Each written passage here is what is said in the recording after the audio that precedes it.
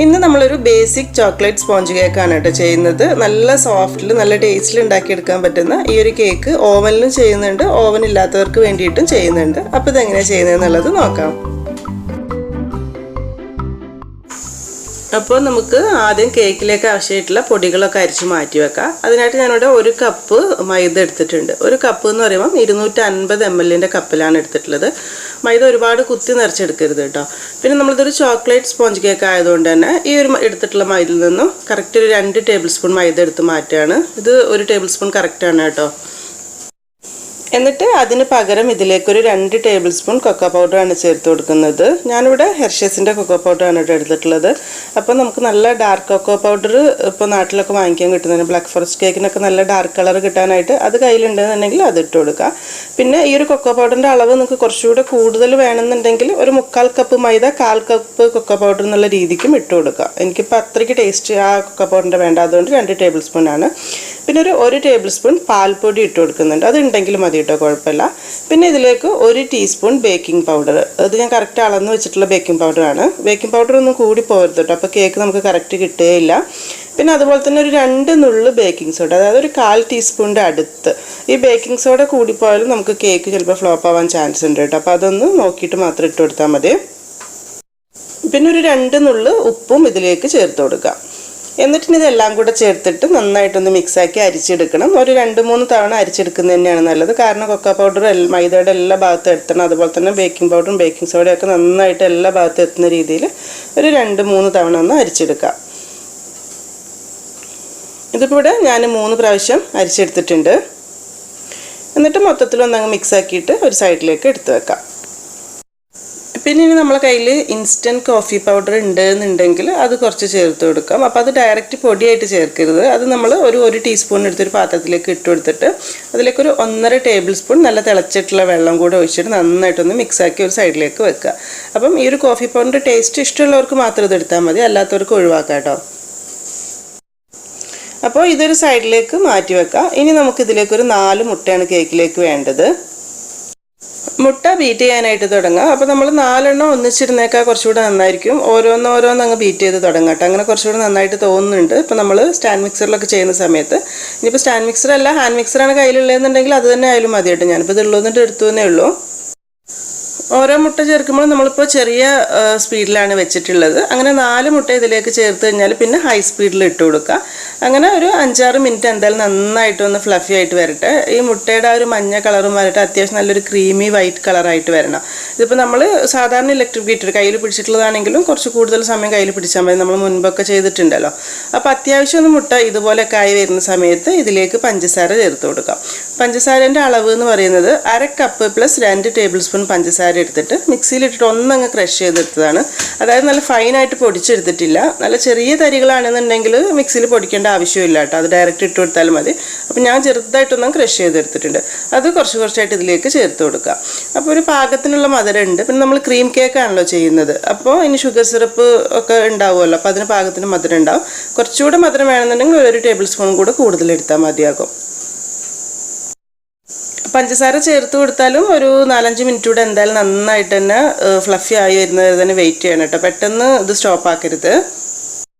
എന്നാലാണ് ആ പഞ്ചസാരയൊക്കെ അതിൽ നന്നായിട്ട് മിക്സായിട്ട് എല്ലാം കറക്റ്റായിട്ട് കിട്ടുള്ളൂ. പിന്നെ മുട്ട നല്ല പതപ്പിച്ചെടുത്താൽ തന്നെയാണ് നമ്മളെ കേക്ക് നല്ല സോഫ്റ്റായിട്ടും കിട്ടുള്ളൂ.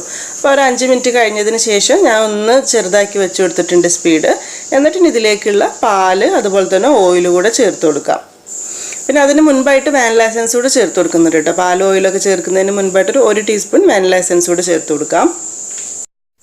പാലിൻ്റെ അളവ് എന്ന് പറയുന്നത് ഒരു 1/4 കപ്പ് പ്ലസ് 2 ടേബിൾ സ്പൂൺ കൂടി എടുത്തിട്ടുണ്ട്. അതായത് 1/2 കപ്പ് നിറച്ചെടുത്തിട്ടില്ല. കാരണം നമ്മളൊരു 2 ടേബിൾ സ്പൂണിൻ്റെ അടുത്ത് കോഫി പൗഡറിൻ്റെ മിക്സ് ഉണ്ടല്ലോ, അപ്പോൾ അതിൻ്റെ അളവ് കുറച്ചിട്ടുള്ള പാലാണ് എടുത്തിട്ടുള്ളത്. ഇനിയിപ്പോൾ നിങ്ങൾ കോഫി പൗഡറിൻ്റെ ചേർക്കുന്നില്ല എന്നുണ്ടെങ്കിൽ 1/2 കപ്പ് പാൽ മുഴുവനും എടുക്കുക. അപ്പോൾ തണുത്തിരിക്കുന്ന പാലല്ല, ചെറുതായിട്ടൊന്ന് ചൂടാക്കിയിട്ടുള്ള വാം മിൽക്കാണ് കേട്ടോ. പാലും ഓയിൽ ഇതാ ഒരു 1/4 കപ്പ്, കറക്റ്റ് 1/4 കപ്പ് ഓയിൽ, കൂടുതൽ വേണ്ട. അപ്പോൾ ഈ പാലും ഓയിലും നമ്മൾ ഇതിലേക്ക് ഒഴിക്കുന്ന സമയത്ത് ചെറിയ സ്പീഡിൽ ഇട്ട് കൊടുക്കുകയും ചെയ്യുക, കുറച്ചായിട്ട് ഒഴിച്ചു കൊടുക്കുകയും ചെയ്യുക. അതൊന്ന് ശ്രദ്ധിക്കണേ. ഓയിൽ സൺഫ്ലവർ ഓയിലാണ് എടുത്തിട്ടുള്ളത്. പിന്നെ നമ്മൾ ഇതിലേക്ക് ചേർത്തിട്ടുള്ള പാല് ചെറുതാക്കി ചൂടാക്കിയിട്ട്, ഒരുപാട് ചൂടില്ല, ചെറിയൊരു ചൂട് വാം മിൽക്ക് ആകുമ്പോൾ നമ്മൾ കേക്കിന് നല്ല സോഫ്റ്റ്നെസ് കൂടുതൽ കിട്ടും. ഇതിപ്പോൾ ആദ്യം മിക്സാക്കി വെച്ചിട്ടുള്ള കോഫി പൗഡറിൻ്റെ കൂട്ടുണ്ടല്ലോ, അതും ഈ സമയത്ത് തന്നെ കുറച്ചായിട്ട് അങ്ങ് ചേർത്ത് കൊടുക്കാം. ഈ ഒരു ചെറിയ സ്പീഡിൽ തന്നെ നമ്മൾ ഇനി ആദ്യം മിക്സ് ആക്കി വെച്ചിട്ടുള്ള മൈദേൻ്റെ ഒക്കെ കൂട്ടുണ്ടല്ലോ അത് ഇട്ട് കൊടുക്കുകയാണ് ചെയ്യുന്നത്. ഞാൻ മൈദക്കൂട്ട് ഇതിലേക്ക് ചേർക്കുമ്പോഴും ചെറിയൊരു സ്പീഡിൽ വെച്ച് കൊടുക്കുന്നുണ്ട്. നിങ്ങൾക്ക് ഇനി ഇത് പുറത്തേക്ക് എടുത്ത് കുറച്ചിട്ട് സ്പാച്ചിൽ കൊണ്ട് മിക്സ് ആക്കാനാണ് താല്പര്യം എന്നുണ്ടെങ്കിൽ അങ്ങനെ ചെയ്താൽ മതി. ഇങ്ങനെ ചെയ്താൽ പ്രശ്നമൊന്നുമില്ല കേട്ടോ. പിന്നെ ഹൈ സ്പീഡിലായി പോകരുത്. കുറച്ച് പൊടി ചെറിയ സ്പീഡിൽ ഇട്ടിട്ട് പിന്നെ ഒരു 30 സെക്കൻഡോളം ഒന്നങ്ങ് സ്പീഡ് കൂട്ടി വെച്ച് കൊടുക്കുക മൊത്തത്തിൽ എടുക്കുന്നതിൻ്റെ തൊട്ട് മുൻപായിട്ട്. അപ്പോൾ നമുക്ക് മൈദ കട്ടൊന്നുമില്ലാതെ കറക്റ്റായിട്ട് തന്നെ കിട്ടും. ഇപ്പോൾ കറക്റ്റായിട്ട് മിക്സായി കിട്ടിയിട്ടുണ്ട്. ഇനി ഇത് മാറ്റിയെടുക്കാം. മുൻപത്തെ കുറേ കേക്കിൻ്റെ വീഡിയോസിലൊക്കെ നമ്മൾ മുട്ട അടിച്ചു കഴിഞ്ഞാൽ പിന്നെ ബീറ്റർ ഇല്ലാതെ സ്പാച്ചില കൊണ്ട് മൈദ കുറച്ച് ഇട്ടിട്ട് ഇതുപോലെ കട്ട് ആൻഡ് ഫോൾഡ് ചെയ്യുന്ന രീതിയിൽ ഇത് ചെയ്തിട്ടുണ്ടായിരുന്നത്. പക്ഷേ ഇങ്ങനെ ചെയ്തപ്പോൾ എനിക്ക് വലിയ പ്രശ്നം തോന്നുന്നില്ല. പിന്നെ ഭയങ്കര സ്പീഡിലിട്ട് ചെയ്യാതിരുന്നാൽ മാത്രം മതി. അതായത് ആ പതഞ്ഞ് വന്ന മുട്ട താഴ്ന്നു പോവാത്ത രീതിയിൽ മൈദ ഒന്ന് മിക്സ് ആക്കി എടുക്കുക, അത്രേ ഉദ്ദേശിക്കുന്നുള്ളൂ കേട്ടോ. അല്ലെങ്കിൽ ചിലപ്പോൾ കേക്ക് ഭയങ്കരമായിട്ട് മിക്സ് ആയി കഴിഞ്ഞാൽ കേക്ക് ഹാർഡായി പോകാനുള്ള ചാൻസ് ഉണ്ട്. ഈ ഒരു മുട്ടയുടെ പദം അങ്ങനെ ഉണ്ടാവണം. ഇതിപ്പോൾ ഞാനിവിടെ റെക്റ്റാങ്കിൾ ഷേപ്പിലുള്ള കേക്ക് ടിന്നിലേക്കാണ് എടുത്തിട്ടുള്ളത്. നമ്മൾ സാധാരണ റൗണ്ട് ഷേപ്പുള്ള 8 ഇഞ്ചിൻ്റെ കേക്ക് ടിന്നിലേക്ക് എടുത്താൽ മതി. എന്നിട്ട് നന്നായിട്ടൊന്ന് ടാപ്പ് ചെയ്ത് കൊടുക്കുക. ഞാൻ ഈ കേക്ക് ടിന്നിൽ ആദ്യം കുറച്ച് ഓയിൽ ബ്രഷ് ചെയ്തിട്ട് ഒരു ബട്ടർ പേപ്പർ സൈഡിൽ വെച്ച് കൊടുത്തിട്ടുണ്ടായിരുന്നു. വേണമെങ്കിൽ ഒരു സ്പൂണിൻ്റെ സൈഡ് കൊണ്ടായിട്ട് ഒന്നിങ്ങനെ ആക്കി കൊടുക്കുക കേട്ടോ, നമ്മൾ എയർ ബബിൾസ് ഒന്നും കൂടുതൽ കൊടുങ്ങാതിരിക്കാൻ വേണ്ടിയിട്ട്. എന്നിട്ട് ഒന്നുകൂടെ അങ്ങ് ടാപ്പ് ചെയ്തിട്ട് ഓവനിൽ വെച്ചിട്ട് ബേക്ക് ചെയ്തെടുക്കാം. ഇനി ഓവൻ്റെ ടെമ്പറേച്ചർ എന്ന് പറയുന്നത് 180 ഡിഗ്രിയിൽ ഒരു 10 മിനിറ്റ് പ്രീ ഹീറ്റ് ചെയ്യാൻ വേണ്ടി വെച്ചിട്ടുണ്ടായിരുന്നു. ഇത് പോട്ടേജ് ഓവനാണ് കേട്ടോ. അതായത് നമ്മൾ കേക്കിൻ്റെ മിക്സ് ചെയ്യാൻ തുടങ്ങുന്ന സമയത്ത് ഒരു 10 മിനിറ്റ് ഇത് പ്രീ ഹീറ്റ് ചെയ്യാനായിട്ട് വെക്കുക. എന്നിട്ട് കേക്ക് ബാറ്റർ വെച്ച് കഴിഞ്ഞാൽ പിന്നെ ഞാൻ 160 ഡിഗ്രിയിലാണ് കേട്ടോ ചെയ്യുന്നത്. നിങ്ങൾ ഓവൻ്റെ ഇതനുസരിച്ച് ചെയ്യുക. എൻ്റെ ഇതിൽ 160 ഡിഗ്രി മതി ടെമ്പറേച്ചർ.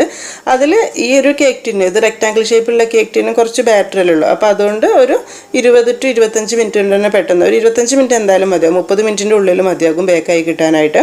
അപ്പോൾ അത് നോക്കിയിട്ട് ചെയ്യാം. പിന്നെ നമ്മൾ റൗണ്ട് ഷേപ്പിലുള്ള ടിന്നാണെന്നുണ്ടെങ്കിൽ ഒരു 30-35 മിനിറ്റൊക്കെ എന്തായാലും വേണ്ടി വരും കേട്ടോ. ഇതിപ്പോൾ പരന്ന് കിടക്കില്ല, അതുകൊണ്ട് പെട്ടെന്ന് ബേക്കായി കിട്ടും.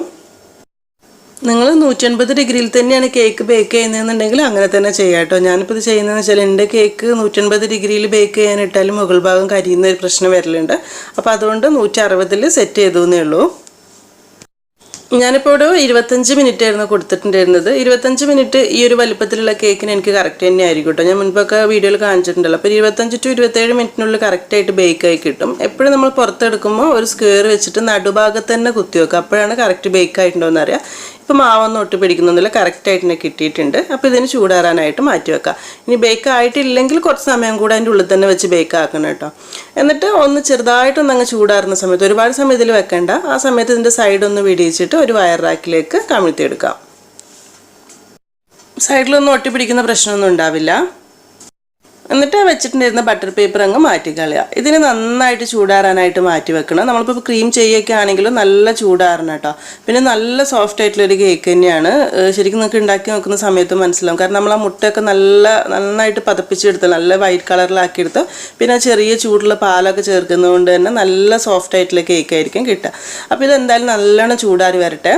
കാരണം ഇത് ഉണ്ടാക്കി വെച്ചിട്ടൊരു 2-3 മണിക്കൂറൊക്കെ കഴിഞ്ഞിട്ട് കേക്ക് ക്രീം ചെയ്യുന്നതാണ് എപ്പോഴും നന്നാവുക. അപ്പോൾ നിങ്ങൾക്ക് നാളത്തേക്ക് കേക്ക് വേണമെന്നുണ്ടെങ്കിൽ തലേദിവസത്തേക്ക് ഉണ്ടാക്കി വെക്കാം കേട്ടോ. എനിക്കിപ്പോൾ നാളെ ഫതുവിൻ്റെ ബർത്ത്ഡേ ആണ്. അപ്പോൾ അതിന് വേണ്ടിയിട്ട് കേക്ക് ഉണ്ടാക്കാൻ വേണ്ടിയിട്ടാണ് ഇപ്പോൾ ഇന്ന് തന്നെ ഉണ്ടാക്കി വെക്കുകയാണ് ചെയ്യുന്നത്. അപ്പോൾ ഇതാണ് നമ്മളെ ചോക്ലേറ്റ് സ്പോഞ്ച് കേക്ക് എന്ന് പറയുന്നത്. ഇതിപ്പോൾ ഓവനിൽ ഉണ്ടാക്കിയിട്ടുള്ള രീതിയാണ്. ഇത് ഇനി സെയിം തന്നെ എങ്ങനെയാണ് നമ്മൾ ഓവൻ ഇല്ലാത്തവർക്ക് ചെയ്യാന്നുള്ളതുകൂടെ നോക്കാം. ഇപ്പോൾ നമ്മൾ ഓവനിൽ വെക്കാൻ വേണ്ടി ഉണ്ടാക്കിയ കേക്ക് ബാറ്റർ ഉണ്ടല്ലോ, സെയിം അതേ മെഷർമെൻറ്റിൽ ഒരു വ്യത്യാസം ഇല്ലാതെ ഉണ്ടാക്കിയിട്ടുള്ള കേക്ക് ബാറ്ററാണിത്. എന്നിട്ട് ഇതൊരു 8 ഇഞ്ചിൻ്റെ കേക്ക് ടിന്നിലേക്കാണ് ഒഴിച്ചു കൊടുത്തിട്ടുള്ളത്. അതായത് 8 ഇഞ്ചിൻ്റെ കേക്ക് ടിന്ന് എടുത്തിട്ട് ഒരു ഇത്തിരി ഓയിൽ ബ്രഷ് ചെയ്ത് മൈദ തട്ടിയെടുത്തിട്ട് ബട്ടർ പേപ്പർ ഉണ്ടെങ്കിൽ ഇട്ട് കൊടുക്കുക. എന്നിട്ട് ഇതിലേക്ക് ബാറ്റർ ഒഴിച്ചിട്ട് നല്ലോണം ഒന്നങ്ങ് ടാപ്പ് ചെയ്തെടുക്കുക.